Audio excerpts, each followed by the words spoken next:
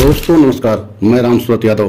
कल जैसे ही प्रचार प्रसार बंद हुआ, मतलब 7वें चरण का मतदान 1 जून को होना है, लेकिन प्रचार प्रसार कल 30 मई तक चला और जैसे ही प्रचार प्रसार बंद हुआ, प्रधानमंत्री आखिरी रैली पंजाब में किए और वहां से सीधा एक तरीके से तपस्या में, मतलब तमिलनाडु के कन्याकुमारी चले गए। अब वहीं ध्यान लगाएंगे और इनके ध्यान लगाने और तपस्या में जाने को लेकर के बहुत सारी बातें कही जा रही हैं। अखिलेश यादव तो यहां तक कह दिए, समाजवादी पार्टी के मुखिया अखिलेश यादव ने यहां तक कह दिया कि हार के डर से प्रधानमंत्री मोदी जी तपस्या में चले गए और तपस्या तो इनको चुनाव से पहले और जनता के लिए करना था। जो 10 वर्ष का समय जनता इनको दिया, उसमें जनता के लिए इन्होंने कोई काम नहीं किया।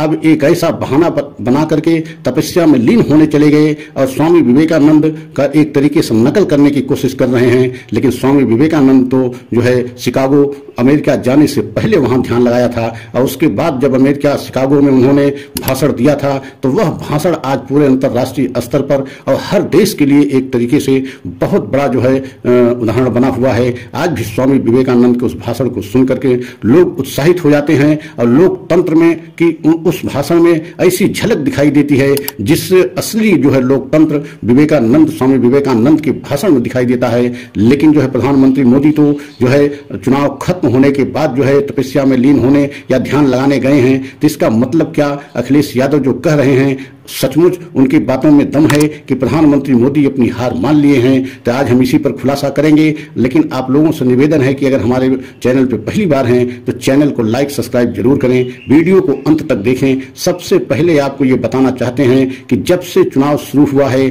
तब से आप देख रहे हैं प्रधानमंत्री मोदी के भाषा शैली इस बार के चुनाव में पूरी तरीके से बदल गई है।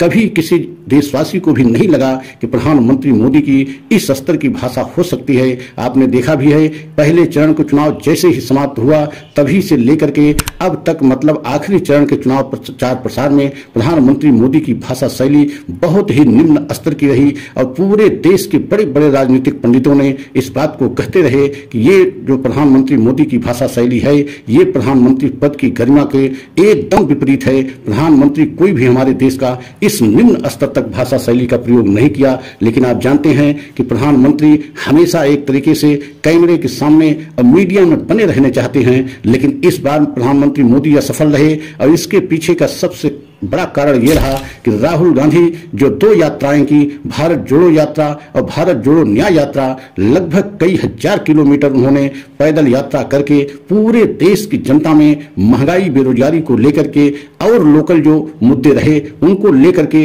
हर जनता को इतना अधिक जागरूक कर दिया कि हर जनता, हर देशवासी केवल महंगाई बेरोजगारी की बात करता रहा। लेकिन प्रधानमंत्री मोदी जी यहीं पर फंस गए, क्योंकि प्रधानमंत्री मोदी और बीजेपी कभी महंगाई और बेरोजगारी पर चुनाव लड़ने की कोशिश नहीं किया। इसका कारण यह रहा कि प्रधानमंत्री मोदी के कार्यकाल में ही सबसे अधिक महंगाई चरम सीमा पे पहुंची, बेरोजगारी चरम सीमा पे पहुंची। मतलब 50 वर्ष का रिकॉर्ड प्रधानमंत्री मोदी के कार्यकाल में ही टूटा। मतलब 50 वर्ष पहले इतना महंगाई और बेरोजगारी हुआ करती थी। और आपने देखा है प्रधानमंत्री मोदी के कार्यकाल में 1000 के पार सिलेंडर चला गया, जबकि यही 2014 में मनमोहन सरकार में 400 का सिलेंडर 450 को मिलता था।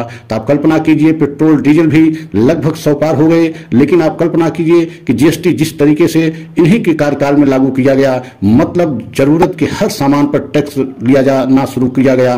तो ये मोदी सरकार के कार्यकाल में, मतलब आप दूध, दही, आटा, चावल, दाल कुछ भी नहीं ले सकते हैं। यहां तक कि घरेलू, जैसे आप खेत के कुछ ऐसे उपकरण लेते हैं, उनमें भी जीएसटी लागू हो गया। तो आप कल्पना कीजिए प्रधानमंत्री मोदी के कार्यकाल में महंगाई चरम सीमा पे पहुंच गई, बेरोजगारी चरम सीमा पे पहुंच गई और राहुल गांधी ने पूरे देश को महंगाई और बेरोजगारी के प्रति जागरूक करके पूरे देश को जगा दिया और पूरे देश को जनता इस बार महंगाई और बेरोजगारी पर चुनाव में वोट देने को ठान लिया। यही कारण है कि प्रधानमंत्री मोदी को इस बार बहुत बड़ी मुश्किलों का सामना करना पड़ा।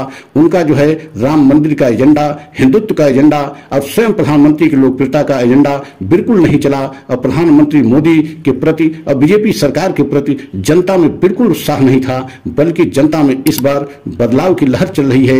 और अभी आप देख रहे हैं कल जो वोटिंग होनी है, सबसे बड़ा उत्तर प्रदेश, यहां भी अभी 13 सीटों पर वोटिंग होनी है। तो पूरी तरीके से बीजेपी 7वें चरण में एकदम क्लीन बोल्ड हो रही है, क्योंकि आप देख रहे हैं कि 7वें चरण में कहीं प्रधानमंत्री मोदी की लहर नहीं दिखाई दे रही है। और खासकर उत्तर प्रदेश सबसे बड़ा राज्य है, जहां से 80 लोकसभा की सीटें आती हैं, लेकिन यहां से इस बार प्रधानमंत्री मोदी या बीजेपी सरकार को यहां से 40 सीट भी मिल जाए तो बहुत बड़ी बात है, क्योंकि जो अनुमान लगाया जा रहा है वह 30 से 35 सीट बीजेपी को मिल सकती है। अब 40 से 45 या 50 तक जो है इंडिया गठबंधन को मिल सकता है। यही कारण है कि कल अखिलेश यादव ने बहुत बड़ा तंज कसा और प्रधानमंत्री मोदी पर कहा कि तपस्या पर जाने का उनका एक ऐसा बहाना है कि हार के डर से पहले ही वो चले गए, क्योंकि 1 जून को जब मतदान होगा तो उसमें प्रधानमंत्री मोदी की लोकसभा सीट वाराणसी भी होगी। बताइए, कोई प्रत्याशी क्या पहले ही चुनाव मैदान से भाग जाता है? चुनाव मैदान तक उनको डटे रहना चाहिए और 1 जून को अपने लोकसभा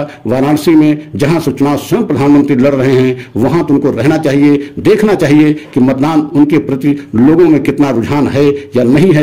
लेकिन प्रधानमंत्री पूरी तरीके से अपनी हार मान लिए हैं, इसीलिए चुनाव से पहले ही प्रधानमंत्री मोदी जी तपस्या में चले गए हैं। अगर हमारा यह वीडियो अच्छा लगा हो तो लाइक सब्सक्राइब करें, कमेंट के द्वारा अपनी राय हमें अवश्य दें। अगला वीडियो पुनः लेकर के आएंगे। जय हिंद, जय भारत।